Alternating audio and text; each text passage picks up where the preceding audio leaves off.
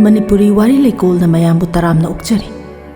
Kham thengna chawkhatle hairiba city sing da miyoi bana leinari. Amadi jiba panba sing mutkhiba yaba prithibi kaiba yaba. Nuclear khutlai sing su paisindaba leptri. Pumnamak asigi maram oiriba miyoi ba haiba jiba makhal ase kamdongna lakhi amadi kamdongna loikhi gadoribanu. Miyoi bagi brain na atei jiba singa yengnabada yamna advance oiba heli. Aduna aikhoisi alien singna tongana semlamra natragana laigi machani haibadura natragana yongdagi olai haibadura adubu yongdagi olai hairabadi karigi hojik leiriba yong singa sidagi mi olakpa thengnadribanu puduna lakjari ngasigi wari miyoibagi haurakpham amasung future chaurakna 4.5 billion years ki mamangda aikhoina leiriba prithvi asi hojik leiriba uwa ningthina hoba ising leiba ningthiraba higok machugi prithvi asi oiramde masi achauba volcano sing pokhaibagi mairi amadi maikhu atiyadana poisonous gas sing kupsinduna leiba leimaidana volcano pokhaibagi saraba labha mahi sing thanna leirame uwa pambi amata horamde asengba ising leitabana ising da leigadaba nga amadi atei jiba sing amata leiramde Prithvi si mai hauduna chakliba matam haiba gumbani adubu mai hauriba prithvi gisu ngasigi prithvi asi oiraknaba aronba plan amadi leiramba jani prithvi da matamdu da nong chuba hauraklami madu haujiki nong khuchu asi natte chahi lising kaya leptna nong churami madugi maramdi kanana su khangde nong leptna chuki haibadu nattana asumna leptna chahi lising kaya nong churaba matungda Prithvi si tapna ingthaba horaklami ichel macha macha semduna chenthakibana akutpa ising tungpham da pullaba matungda hojiki samudra ocean asi semba horakibani adubu hojik kumba ningthiraba blue ocean haibadu dinatte yamna dark oiba amadi poisonous oiba ocean amani madudagi hanjin samudragi isingda brajataba lightning tawduna samudragi isingi chemical sing adu mix tawhanduna achauba laboratory amu ohenki madugi matungdadi yamna thajadaba thodok ama lakle mapuk taptharaklaba amadi poison gi chang hantharaklaba samudragi ising manungda apikpa jibagi cell sing semba horaklami cell sing adugi heartbeat leite sor honde mamit pande adubu makhoi hingbadi ngamlami madu single cell amani amaromda hairabada masi prithvi imagi puknungda sanga miyoiba amadi atei jiba sing semlaknabagi ahanma khongthang aduni asumna apikpa cell sing asi punsinnaduna masa makhong makhut mamaina chingba pansilaktuna body amada punna thabak tawminaba horaklami asumna sanga uchek atei jiba sing sembagi marakta miyoiba kauba jiba asigi makhal asisu yauraklami isingi jiba sing ngana chingba singi makhal aduna isingda adumak lehore aduga ising amasung kangphalda leiba haiba singi species makhal haibadi hangoi reptiles crocodile na chingba singna kangphalda kaba horaklami adudagi amuk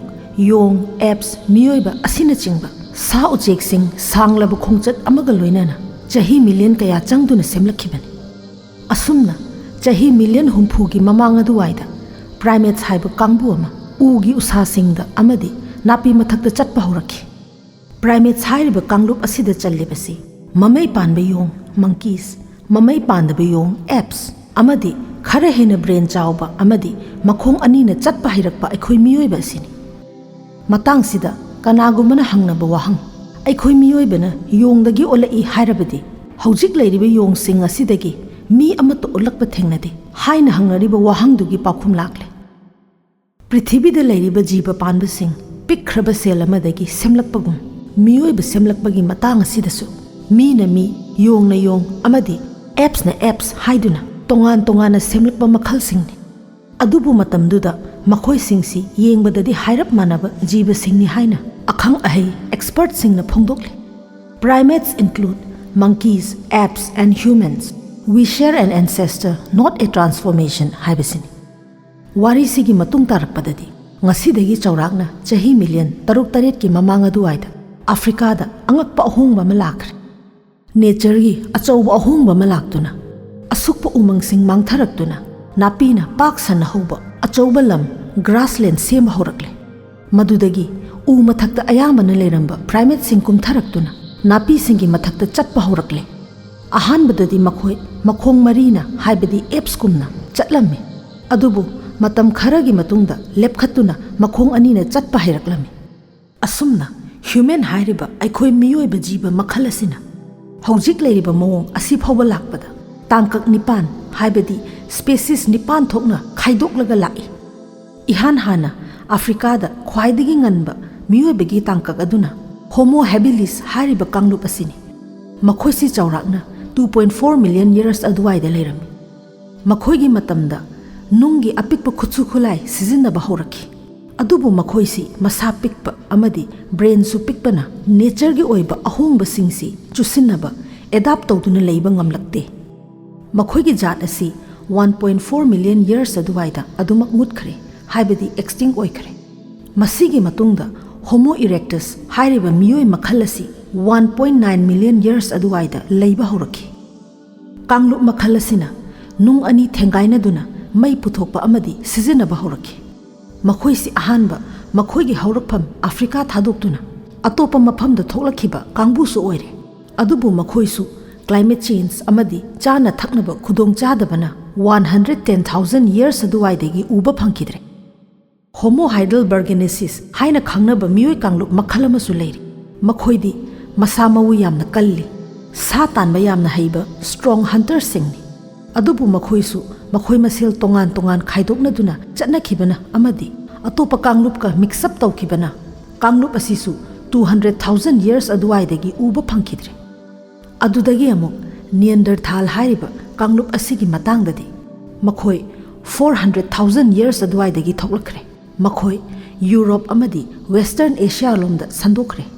मखोयसु मसा मवु यामना फै अमदी यामना कल्ली अदुगा अयिंगबसु खांगबा ngami मखोयगी मतमदु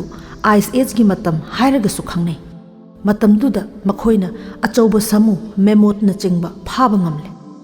नियंडरथाल हाइरिबा मियोइबगी species मखल असिसु 40,000 years अदुवाइदगी उबा फंखिद्रे मखोयसु मुतखिबदि नत्ते अदुबु climate change लापदा मचोय मचोय चटनखिबा अमदी अतोपा कांगलुप सिंगा interbreeding तौबा लौना लेनाखिबा अदुना उबा फंखिदबनी अदुबु मखोयगी DNA से हौजिकी none African सिंगदा 1 to 2% फावबा यावरिबनी मसीगी मतुंगदा Denisovans हाइरिबा मियोइबा कांगलुप असी अमुक लेरे मखोय मतमदुदा एशिया साइबेरिया अमदी हिमालयादा लेरंबगी खुदम सिंग फंगले अदुबु मखोयसु पॉपुलेशन यामदबा अमदी अतोपा कांगलुपका इंटरब्रीडिंग तौबना चौराकना 30,000 years अदुवाइदगी मांखरे अदुबु मखोयगी जीन असी हौजिक एशियंस अमदी पैसिफिक आइलैंड्स लेबा मियोइसिंगदा फंगी हाइरि मसीगी मतुंगदा यामना ngakpa amana होमो फ्लोरेसाइंसिस समना hobbit human हाइना खंगनबा यामना पिकपा मियोइ कांगलुप अमसु Laramie मखोयगी mature ओइरबा मियोइ अमगी अवांगबसी चौराकना fit अहुमदगी अहुम मखाइ मुक्तमक वांगी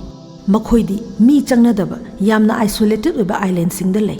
मखोयसु चाना थक्नबा वाटलकपा अमदी वोल्केनिक इरप्शन न चिंगबना मरम ओइदुना 50,000 years अदुवाइदगी अदुमक उखिद्रे ngallingayda होमो नालेदी हाइबा मियोइ कांगलुप असिसु लेरमी मदु अफ्रीकादनी मखोयसु अतोपा कांगलुप सिंगा कंपटीशन तौबा ngamlaktaba amadi environment की अहोंगबा लापना 236,000 years अदुवाइदगी उखिद्रे अरोइबा अमदी निपान सुबा कांगलुप असिदी हौजिक लेरिबा अखोय मियोइबा सिंगसिगी कांगलुप असिनी अखोयगी कांगलुप असी होमो सेपियंस हाइना खंगनै चौराकना 300,000 years की ममांगदगी लेरकले अखोयगी लोल कल्चर इमेजिनेशन अदुगा टेक्नोलॉजी कया लेरे अखोय होमो सेपियंस हाइरिबा मियोइ कांगलुप असी करिगी ngasi फावबा सर्वाइव तौदुना हिंगदुना लेबा ngamlibano हाइरबदा अखोय मसेल निंगथीना पाव फावनबा बेटर कम्युनिकेशन एडाप्टेबिलिटी चुसिन्नबा ngamba amadi अखोय मसेल मतेंग पांगनबा कोऑपरेशन असिननी हाइना पल्ली चाही लिसिंग कया मियोइबगी कांगलुप सिंग हिंगमिन्नदुना लाक्लबा मतुंगदा हौजिक्ति होमो सेपियंस हाइरिबा अखोय मियोइबगी कांगलुप असि खक्तमक survive तौदुना लेहौरे अखोयगी कांगलुप असिसु पृथ्वीदा अदुमक हिंगदुना लेखिगद्रा नत्रगा मुतखिगद्रा हाइबदुगी मतांगदुनी हौजिक लाक्लिबा Hojiki chawkhatlaba modern world asida artificial intelligence na miyoibagi luraba thabak kaya tawri. Artificial intelligence yaudrabadi hingba ngamloidabagi phibam ama lakle. Hiram khudingmakta AI yaudrabadi yaraktre. Miyoibana masana hana tawjaramba ayamba robot singna mahut sinjinkre. Factory singda industrial robots haiduna car saba, phone saba amadi machine saba da sizinakre. Makhoidi awabasu leitre aduna pothadre asoibasu yaudabagumban. Miyoibagi operation tawbada robotic surgery haiduna robot singna yamna kuppa operation surgery pangthokle. Madudadi isu yamna thoktre thuna so oishille. Aduga soibagi changsu miyoibana tawbaga yengnabada yamna nemle. Lau singubadasu agricultural robot singna mahut sinarakle. Mi yaudana AI natraga robot na thauba gari sing kayasu puthoknarakle. Makhoidudi tumningbasu phawdre. Aduga kanagumana yu thakchilaga thauduna accident thokhanduna mishimina kaya thokhanbagi changsu nemle. Madudagi hendoktuna robot ki lanmi robot soldiers kaya landa sijinnanaba miyoibagi mahut silakli. Aduga amok cyborgs haiba wahai asi aikhoina cinema da ubada natraga khanbada miyoibagi mamaina tangkhai oiba aduga yot ki metal face na tangkhai oiba adu oina oi. Adubu saktam adumak natrabasu cyborg hairibasi aikhoi miyoibagi marakta leiribani. Miyoibagi evolution gi khongchatta ngallingai matamda miyoy amana heart, brain, any parts of the human organ narakpa matamda masa mathanta naaduna sijaki. Adubu haujekti heart naba miyoy amana pacemaker sizinaduna miyoy adu hinghanba ngamhalle. Madu aikhoigi hakjanggi part heart ki thabaktu machine amana mahut sinduna mathau taholabani. Asumna miyoibagi brain dasu brain implant tawduna machine gi mateng lawba na taba watlaba miyoy singdasu machine gi mateng lawduna ningthina tahanba amadi khong khuttasu artificial limb hapa asina chingbasi miyoibagi punsi sangdok hannabagi damakta machine sing asi pansilibani. Adu oirabadi aduguma miyoy sing adu half machine half human haibadu oiribani. Mamangda miyoibagi kanglup Neanderthal na chingba singna mutkribasi makhoibu loina hatkhiba natraga mangkhiba natte. Matam matamgi awonbaduna maram oiraga matam changna miyoiba kanglupki ahongba singdu lakribani. Asumna haujik leiriba aikhoi miyoibasu artificial intelligence AI amadi robotic knowledge leiba kangbu sing amadi umang wamangda natragana Amazon jungle gumbada AI gi knowledge yaudana chawkhatlaba miyoibadagi lapna leiba kangbu amagasu leiribani. Adubu matamgi matung inna matamgi awonbada adapt tawdrabadi mamang thakki matawgum mangki gadaba mutki gadaba miyoiba kanglupsu leiribra haibasini. Amaromda amo haujik leiriba homo sapiens hairiba aikhoi miyoiba kanglup asina prithibidi de leiriba jiba panba pumnama muthan khiba ngamba amadi prithibi hairiba planet asi pumtoi toina thugai khiba ngamba khutlai kaya nuclear bombs kaya paisinduna thamnari amadi matam amada hekta third world war thokhanduna nuclear war olhan khiba yabagi oithokpasu leiribani. Madu kariguma thorakpa tarabadi aikhoi miyoibagi khongchatta evolution gi aroiba survivor oiriba kanglup Homo sapiens hairiba haujik leiriba miyoy kanglup asigisu aroiba matam oigadoribani mutkhiba taban. Aduga karigumba lan thoktaduna leiragana aikhoi Homo sapiens kanglup asi khamthengna chawkhattuna miyoibagi organs natraga body parts sindoknaraktuna hena kuina punsiba amadi masakanna hingba miyoy oiraktuna amadi aikhoi gi hakjangsi half machine half human pora oikhiduna Homo sapiens haina khangnarambadagi cyborgs natraga atopa maming ama onkibasu yai. Adu oirabadi Homo sapiens dagi anauba miyoibagi kanglup amada amuk chatkragani. Nuclear war thorakpa taragana miyoibada natana jiba panma pumnamak amadi prithibi hairiba planet asi sumutkiduna chahi million kayagi matungda amuk lakadabunu haibadu tamba ngamdana leikhiba tabani. Yengkhiba tari matamna porakpa awonbadu.